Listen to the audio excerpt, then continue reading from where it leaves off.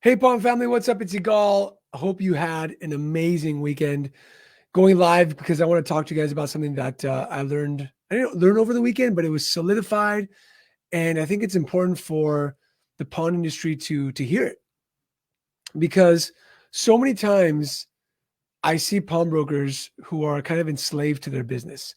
I see pawnbrokers who don't have a way out of their business, can't take as many vacations, can't take some time off.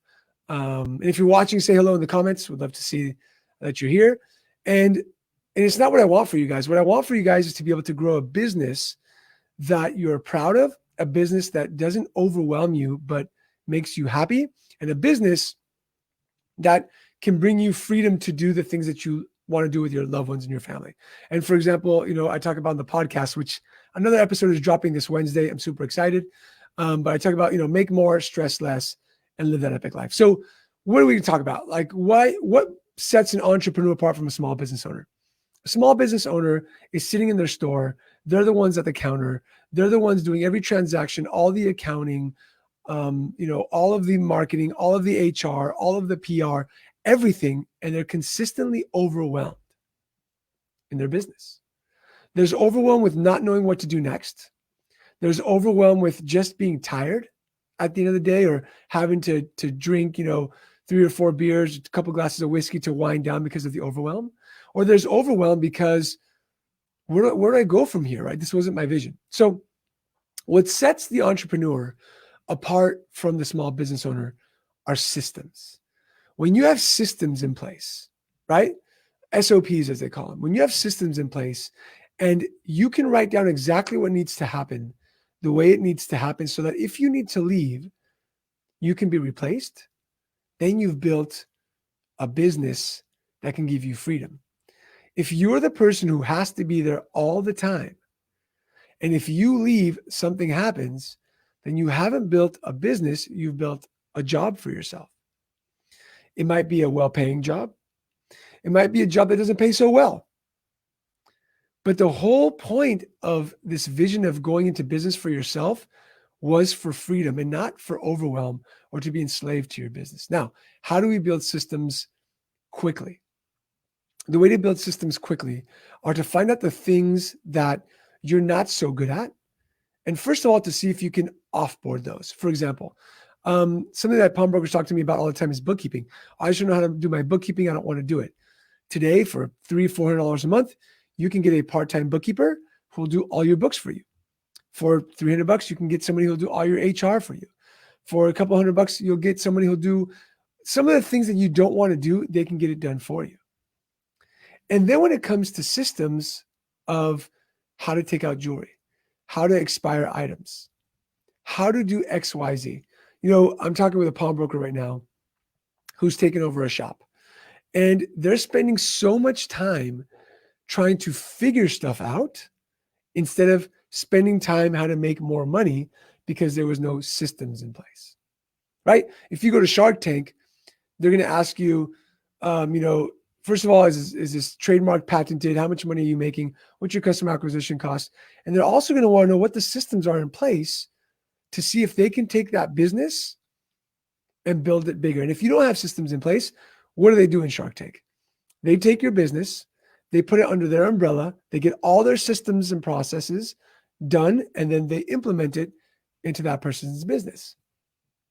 That's why Damon John likes clothing companies. That's why Barbara Corcoran likes food companies, because they've got the systems in place to be able to make it happen. And Curtis Fry's right? Says the entrepreneur works on his business while the other guy is working in his business and getting in everyone's way. 100%. So what's kind of like the first thing that you can do to build a system? The first thing that you can do to build a system is to write down some operational thing that you do that either you can offload, or if God forbid something happened to you, somebody can take that book, the systems, the SOPs book, open up and say, okay, this is how they expired the jewelry. This is how this person did the accounting. Because if I was to ask you, and I want you guys to answer this question in the comments, if I was to come to you and say, hey, I'll use Curtis's name because he made a comment. I want to buy your business. And if I ask you on a scale of 1 to 10, how organized is the business with systems? What would you answer? I want you to be brave and answer this in the comments at the moment. How organized is the business? If you were to sell your business today, not looking at bottom line, EBITDA, your loan balance, all that type of stuff, on a scale of 1 to 10, how organized are the systems and processes that run your business? Am I going to have to buy your business and be enslaved to it? Or can I buy your business as an investor, right? And build it up a little bit and then enjoy my life? I'm excited to see what people think and say about their own business, because the toughest part of giving feedback is to yourself. And when you don't tell the truth about what's happening in your business, you can't fix or better your business. So once again, so at the moment, somebody said a 3. This Facebook user says, at the moment, about a 3. Let me know what you think that is. Let's go to minimal. There you go. That way you can see my face. Awesome. So, and if you're at a 3, what's it going to take to go to a 4?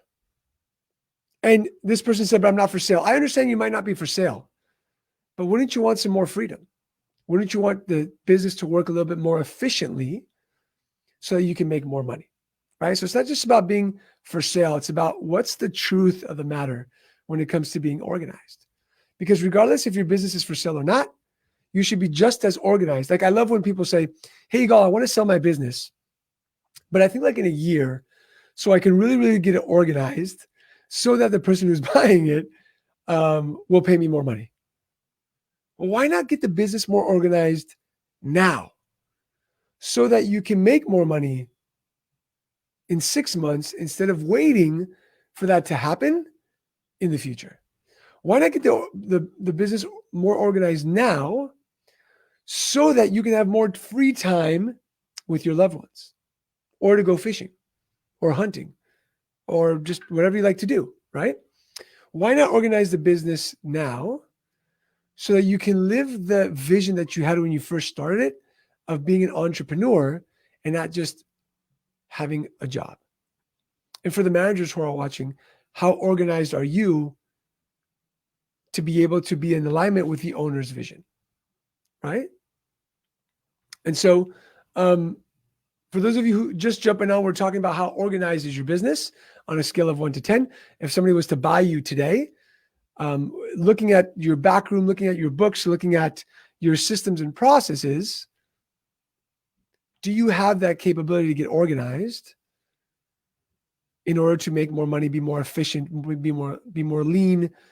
And I guarantee you a lot of people aren't there yet. I was talking with my assistant this morning. We're bringing on content writers and video editors to the team so that we can be more efficient, so that we can be more organized in doing what we're doing. Because the one thing I love to do is coach, help you make more money and have an epic life and create content, right? So Scott Nell says, 6, love it. Working hard to put systems in place and help to create more clarity for the team. Love it, right? That's what's important. So who said 9.8? I can't see your name. It just says Facebook user. So somebody said 9.8. I don't know. Are you being honest with yourself? Let me know. So think about that. What systems can you put into place? I've got a meeting coming up. And in order to be able to, Jesse Valdez says 9.8, right? Love it.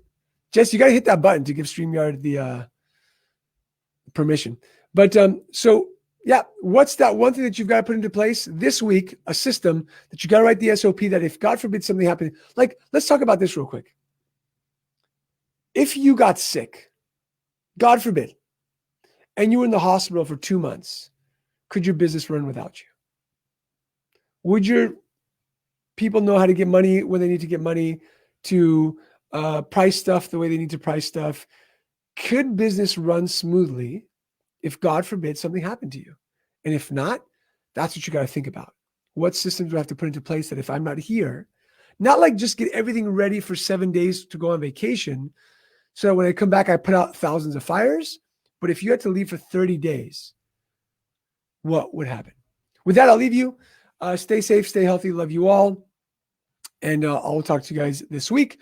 We're starting a new Boost Your Pawn Balance course in about a week from now. If you're interested to learn more about how to lead, market, and strategize, just put BYPB in the comments and I'll give you some more information and to see if it's a good fit, right? You don't have to do it. Just get the information. If it fits, if you're like, oh, this looks right, jump in, and I'll be posting some testimonials about it pretty soon. But once again, stay safe, stay healthy. Love you all. And thank you so much for taking the time to watch me today. Take care.